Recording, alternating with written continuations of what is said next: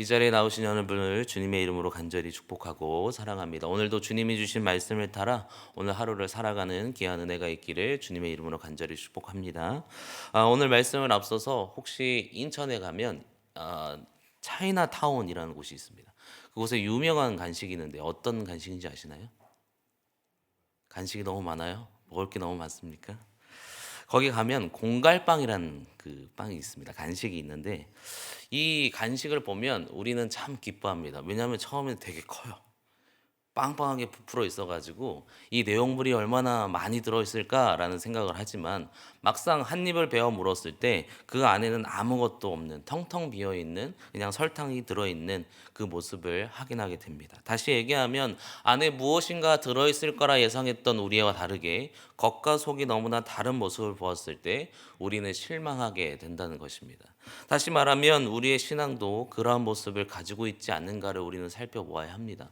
겉의 모습은 굉장히 화려하고 대단해 보이고 누가 보더라도 믿음이 있는 사람처럼 보이는 모습이 우리에게 있을 수 있습니다. 그러나 그 안에 있는 그 속에 있는 정말 하나님을 믿는 믿음, 하나님의 뜻을 따라 살아가는 삶의 모습이 우리에게 있느냐 없느냐는 분명한 우리에게 확인해야 되는 모습이다라는 것입니다. 오늘 말씀을 보면 마태복음 21장은 이렇게 시작하고 있습니다. 예수님께서 예루살렘으로 입성하시죠. 다시 얘기하면 왕의 귀한 메시아의 어린 양이 그곳에 들어가는 모습을 계속해서 설명해 주십니다. 그리고 나서 예수님께서 처음에 하신 일들이 뭐냐면 성전을 정결하게 하는 거예요. 다시 얘기하면 성전에서 가장 마르게 해야 되는 일, 하나님 앞에 말씀드리는 그 일, 마땅히 해야 되는 일 외에 다른 것들 하는 것들에 대해서 정결화 작업을 하게 되십니다. 그 결과 그들에게 보여지는 모습, 결국 그 모습을 하는 것을 통해서 유대 지도자들은 예수님의 그 모습을 좋게 여기지 않습니다. 결국은 그 모습 가운데 예수님에 대해서 비난하기 시작하고 예수님을 책잡아서 어떻게든 끌어내리려 하는 것이 바로 그들의 모습이었습니다. 마태복음 21장 13절에 가면 그들에게 이르되 기록된 바 내 집은 기도하는 집이라 일컬음을 받으리라 하고 했거늘 너희는 강도의 소굴을 만드는도다 하시니라.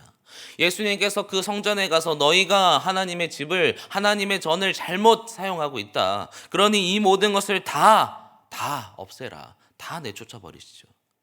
결국 유대 지도자들은 자신들이 가지고 있던 그 권위, 그 힘들이 무너지는 것을 경험하게 됩니다. 그래서 예수님을 찾아오는 거예요. 그래서 오늘 말씀은 여기서부터 시작이 됩니다. 다시 얘기하면 그들에게 원하는 것은 자신들의 권위를 세우고 예수님의 거린을 무너뜨리려 하는 것이 그들의 당연한 모습이었습니다. 오늘 말씀의 23절에 와서 보면 당연스럽게 예수님께서 말씀하시는 것이 있습니다. 예수님께 말하는 유대 지도자의 모습이 뭐냐면 너가 가지고 있는 권위는 무엇이냐? 너가 이런 일들을 하는데 그것들을 하는 권위가 어디서부터 왔느냐라는 물음을 하고 있습니다. 당시 예수님한테 이 물음을 하는 이유는 자신이라고 얘기하거나 아니면 그 모습에서 조금이라도 다른 것을 얘기했을 때 신성모독이라고 얘기하면서 예수님을 언제든지 죽이려고 했던 것이 바로 그들의 모습이었다는 것입니다. 근데 예수님은 달라요. 만약 우리였다면 무언가 변명을 한다거나 아니면 조금 다른 모습으로 나아가겠지만 지혜로운 예수님은 그들에게 이렇게 대답하고 있습니다. 우리 24절 말씀인데요. 24절 우리 함께 읽겠습니다. 시작. 예수께서 대답하시되 나도 할 말을 너희에게 물으리니 너희가 대답하면 나는 무슨 권위로 이런 일을 하는지 이르리라. 다시 반문을 하고 계십니다. 오히려 예수님께서 다시 물어요. 너희가 나에게 그런 것을 묻는 그 이유가 뭐냐? 그 권위가 무엇이냐? 그러면서 25절에 가서 보면 세례 요한이 어디로부터 왔느냐? 하늘로부터 왔느냐? 아니면 사람으로부터 왔느냐의 물음을 하고 계십니다. 당시에 이 요한을 데리고 와서 그의 세례가 맞냐 틀리냐? 하나님으로부터 왔냐? 아니면 사람으로부터 왔냐의 물음을 하는 이유는 다음과 같습니다. 유대 지도자들이 만약 이 요한이 하늘로부터 온 자이다 라고 얘기하면 그 권위다 라고 얘기하면 그들의 모습 속에서 이 무시했던 아니면 배척했던 요한을 인정하는 꼴이 되고 반대로 사람으로부터 온다 라고 얘기했다면 당시의 사람들은 이 요한을 너무나 사랑했고 요한을 선지자로 인정하고 있었는데 그 모습 속에서 오히려 자신들이 공격당할까를 두려워할 수밖에 없는 그 질문을 결국은 예수님께서 하셨다라는 것입니다. 그리고 그들은 이렇게 얘기합니다. 우리는 그것을 대답하지 못한다. 결국 그들의 모습은 무엇입니까? 자신의 권위들을 높이려 했지만 자신의 권위를 선명하지 못하는, 오히려 자신의 것들을 다 내어놓을 수밖에 없는 그들의 모습을 발견하게 된다는 것입니다. 결국 이곳에서 우리가 발견하는 것은 예수님의 그 참된 권위를 우리가 다시 한번 발견하게 되죠. 근데 여기서 중요한 것은 예수님께서 우리에게 알려주시는 권위로 끝나는 것이 아닙니다. 지금 당시에 그들이 가지고 있던 그들의 삶의 모습은 어떤 모습이었습니까? 외식하는 자였습니다. 누구 앞에서는 굉장히 대단한 척, 어찌 보면 자신들의 모습 속에서 나는 위대하다, 나는 권위를 가지고 있다, 말씀을 가지고 있다. 그 모습이 이들만의 모습은 아니었습니다. 우리의 모습은 어떠합니까? 우리에게는 직분이 주어졌고 우리에게는 하나님이 우리에게 주시는 사역의 자리들 우리에게 주어졌습니다.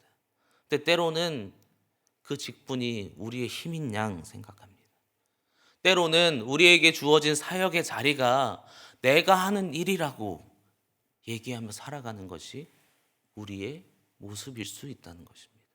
결국 그 모습 가운데 우리에게 드러나는 것은 당시의 유도 지도자들이 가지고 있는 내 힘이야, 내가 하는 것이야, 나는 더 높아서 무언가를 할 때 너희가 내 말을 따라야 돼 라고 얘기하는, 내가 스스로 권위를 세우는 모습이 우리에게 있지 않은지를 돌아보는 우리의 모습이 되기를 주님의 이름으로 소망합니다. 우리는 너무나 연약하기에 때로는 나를 드러내는 것을 너무나 좋아합니다. 결국 그 모습을 통해서 오늘 예수님은 다시 한번 그 후에 비유로 말씀하고 있습니다.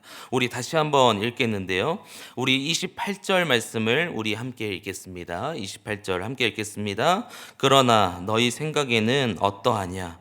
어떤 사람에게 두 아들이 있는데 맏 아들에게 가서 이르되 오늘 포도원에 가서 일하라 하니. 자, 바로 이어서 예수님께서 무엇을 하시냐면 비유로 말씀을 하시는데 이렇게 얘기하는 거예요. 이 포도원에 가야 되는 그 두 아들, 한 사람에게 두 아들이 있는데 이 아들들에게 시키는 일이 있어요. 뭐냐면 포도원에 가서 일해라. 근데 첫째 아들에게 묻습니다. 야, 이제 일을 해야 되니까 가서 일 좀 하겠니? 포도원에 가서 일 좀 하렴이라고 얘기했더니 첫째 아들이 이렇게 얘기하는 거예요. 알겠습니다. 제가 오늘 가서 그곳에서 일하겠습니다 라고 얘기했지만 결론적으로 이 첫째 아들은 가지 않아요. 반대로 둘째 아들에게 가서 묻는 거예요. 너 일하러 갈 수 있겠니? 라고 얘기했을 때 거부해요. 싫습니다. 나 일하는 거 너무 싫어요. 그러나 그 둘째 아들은 자신의 잘못, 아니 아버지의 말씀을 들어야 하는구나를 깨닫고 나서는 어떻게 하냐면 가요. 우리의 모습이 이 비유, 예수님의 이 비유가 무엇을 말씀하고 있습니까? 우리 속에 진정한 믿음을 가지고 있느냐를 다시 한번 묻는 것입니다. 겉의 모습은 화려하고 어찌 보면 하는 듯 보이지만 실상 하나님의 말씀을 정말 나의 것으로 생각하고 그것을 가지고 생활하는 사람과 행동으로 말씀을 드러내는 사람과 그냥 그것을 가지고만 있고 사용하지 않는 자의 믿음은 다르다는 것입니다.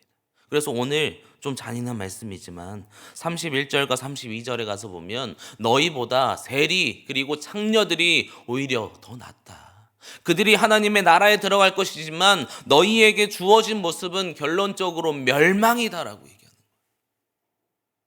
오늘 우리에게 주신 말씀대로 우리에게는 겉과 속이 같은 믿음이 있기를 주님의 이름으로 소망합니다. 하나님이 주신 말씀이 우리에게 주어졌다면 때로는 우리가 거부할 수도 있어요. 때로는 우리가 그것을 싫어할 수도 있습니다. 때로는 그것을 받아들이는 것을 너무나 힘들어할 수 있습니다. 그러나 하나님의 자녀, 진정으로 믿음을 가지고 있는 자는 끝끝내 그 말씀을 지키며 살아가는 것입니다. 오늘 말씀은 그것을 얘기하고 있습니다. 겉과 속에서 하나님의 말씀을 반드시 지키고 살아가라. 우리는 이 과일을 고를 때 여러 가지 모습으로 고릅니다. 과일을 고를 때 처음에 뭘 보나요? 겉의 모습을 봅니다. 상처가 있는지 없는지. 근데 상처는 어차피 뭐 있을 수도 있고 없을 수도 있는데 그 상처만 있는지 없는지로 그 과일을 가져오는 것이 아니라 이제 우리가 하는 행동이 있어요. 수박에 이제 좋은 수박인지 안 좋은 수박인지를 어떻게 확인해요? 저만 그래요? 두드려 봅니다. 소리가 잘 나는지, 안에 있는 내용물이 청량하게 울리는지. 그리고 갈라보았을 때 안의 내용물이 실해야지 우리는 그것을 사가게 되죠. 다시 얘기하면 우리의 믿음과 우리의 모습도 그래야 될 줄 믿습니다. 겉의 모습뿐만 아니라 안에 있는 내용물이 중요한 거예요. 우리 안에 있는 믿음, 정말로 내가 하나님 안에 살아가는 그 모습을 드러내며 살아가는가, 우리의 삶 속에서 그리스도의 그 하나님의 뜻과 그 말씀이 온전히 전해지고 보여지는가가 오늘 우리에게 중요한 모습인 줄 믿습니다. 오늘 말씀은 그를 통해서 무엇을 말씀하십니까? 겉만 번지르한 자, 외식하는 자의 삶을 살아가는 것이 아니라 믿음이 우리 안에 꽉 차서 그 믿음으로 날마다 우리의 삶을 살아가는 자가 되라고 말씀하고 있습니다. 결론적으로 31절에 가서 보면 너희보다 먼저 하나님 나라에 들어가리라. 믿음이 있는 자가 하나님 나라에 들어가게 되지만 32절입니다. 32절 우리 함께 읽겠습니다. 요한의 의로 도로 너희에게 왔거늘 너희는 그를 믿지 아니하였으므로 사리와 창녀는 믿었으며 너희는 이것을 보고도 끝내 뉘우쳐 믿지 아니하였도다. 결국 믿지 않는 자에게는 멸망이 주어집니다. 결국은 믿지 않는 그들에게는 멸망뿐인 거예요. 유대 지도자들에게 주어졌던 건 그냥 멸망이에요. 그러나 믿는 자에게는 하나님의 그 소망이 온전히 주어지죠. 그래서 마태복음 7장 21절에 이렇게 얘기합니다. 나더러 주여 주여 하는 자마다 다 천국에 들어갈 것이 아니요 다만 하늘에 계신 내 아버지의 뜻대로 행하는 자라야 들어가리라. 오늘 우리에게 이러한 은혜가 있기를 주님의 이름으로 소망합니다. 하나님의 뜻을 믿는 자로서 하나님의 뜻대로 행함을 통하여서 하나님의 나라에 들어가는 귀한 은혜가 우리에게 주어지기를 주님의 이름으로 간절히 소망합니다. 이 말씀의 결론을 맺겠습니다. 이 건의의 논쟁은 다른 것을 얘기하는 것이 아닙니다. 우리 안에 있어서 무엇이 더 하나님보다 높아진 모습이 우리에게 있느냐, 정말 진실로 하나님 앞에 살아가는 우리의 신앙의 생활 속에서 정말 하나님이 드러난 그리고 하나님의 뜻을 믿는 자의 삶을 살아가고 있느냐, 결론적으로 우리가 온전히 하나님 나라에 들어가게 되는 구원이 우리가 소유하고 있느냐를 우리에게 물으실 때 우리가 담대하게 맞습니다. 내가 하나님을 믿습니다. 하나님 안에서 내가 믿음으로 살아가기를 소망합니다 라고 고백하는 우리의 모습이 되어서 겉과 속이 다른 믿음이 아니라 겉과 속이 온전히 같아서 온전히 하나님 보시기에 가장 아름다운 그 열매의 모습이 되기를 주님의 이름으로 간절히 축복합니다. 우리 함께 기도하겠습니다. 사랑의 하나님 감사합니다.